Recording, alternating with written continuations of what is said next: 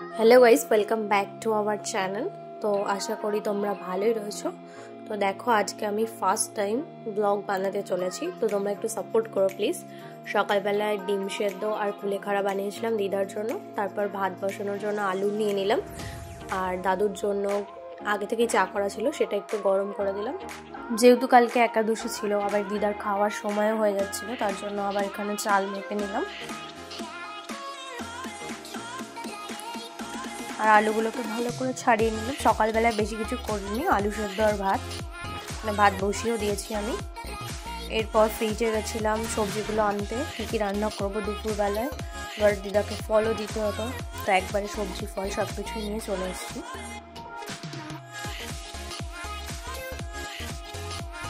আজকে বেশি কিছু রান্না করবো না, যেহেতু চিকেন আছে আর যে কোনো একটা সবজি করলেই হয়ে যাবে। এখানে আমি ভেবে পাচ্ছিলাম না যে এত সবজি থাকতে কি থেকে কি রান্না করব, তার জন্য একটু ভালো করে দেখে নিলাম কি রান্না করা যায়।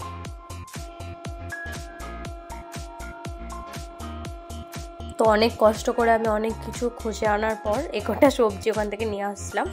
তো তারপর এখানে আবার কাটাকুটি শুরু করে দিয়েছি।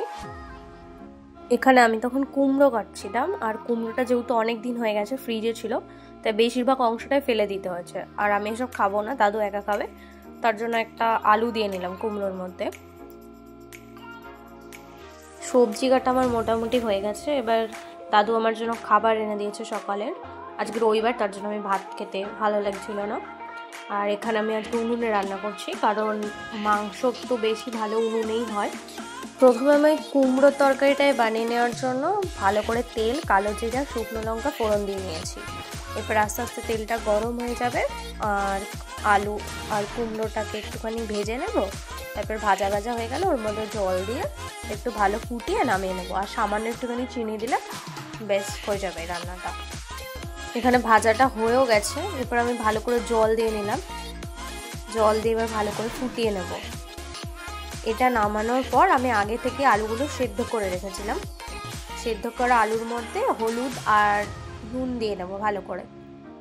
এরপর ওই কড়াইটা ভালো করে ধুয়ে নিয়ে ওটার মধ্যে মাংসটা সর্ষের তেলে বেশি ভালো হয়, ওটা আমি রিফাইন তেলে রান্না করেছিলাম। এবারে সর্ষের তেল দিয়ে দিলাম কড়াইতে,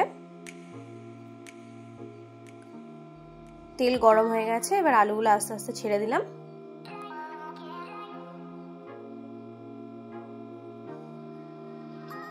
আজকে ওয়েদারটা বেশ মেঘলাও ছিল, তার জন্য কাঠে রান্না করতে কোনো কষ্টও হয়নি।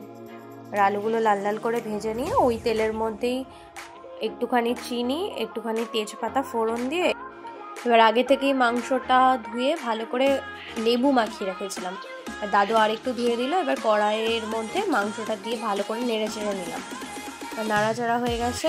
এবার নামিয়েও নিয়েছি। এবার ওই তেলেই আবার পেঁয়াজ ফোড়ন দিয়ে ভালো করে পেঁয়াজটাকে লাল লাল করে ভেজে নিলাম। আর ওদিকে আমার আগে থেকেই মশলাটা রেডি হয়ে গেছিলো। মশলাটা যেমন আদা, রসুন, লঙ্কা, জিরে, আজকে সামান্য ধনেপাতা অ্যাড করেছি, তো সেটা দিয়ে ভালো করে মশলাটা কড়াইতে দিয়ে দিলাম। আর আজকে মাংসের টেস্টটা কিন্তু খুব ভালো হয়েছিল। এরপর ওটা দিয়ে ভালো করে নাড়াচাড়া করে নিলাম।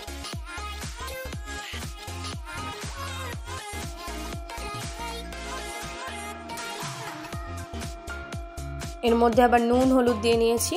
এই টাইমে আমার উনুনটা পুরো বন্ধ হয়ে গেছিলো, দিয়ে তারপরে দাদু এসে আবার জ্বালিয়ে দিল।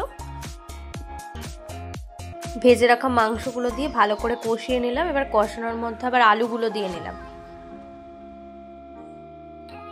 আলুগুলো দিয়ে ভালো করে কষিয়ে এরপর আমি জল দিয়ে নেব, দিয়ে ভালো করে ফুটিয়ে নামিয়ে নেব। মাংস আমার রেডি। এদিকে মাংস হচ্ছিল, আর আমি আরেকদিকে ভাতের হাঁড়ি রেডি করে ফেলেছি, তাই চালটাও ধুয়ে নিয়েছি। মাংসটা হয়ে গেলে নামিয়ে নিয়ে ভাতটা বসিয়ে দেব। আর তারপরে খাওয়া দাওয়া করার পর আর কোনো ভিডিও করা হয়নি।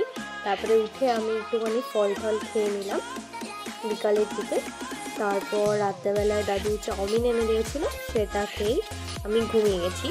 তো আজকের জন্য ভিডিওটা এইটুকুই। যদি ভালো লাগে তাহলে অবশ্যই like, comment, share and subscribe. ভিডিওটা প্রচুর শেয়ার করো। দেখা হচ্ছে নেক্সট কোনো একটা ব্লগে। এখনকার জন্য টাটা।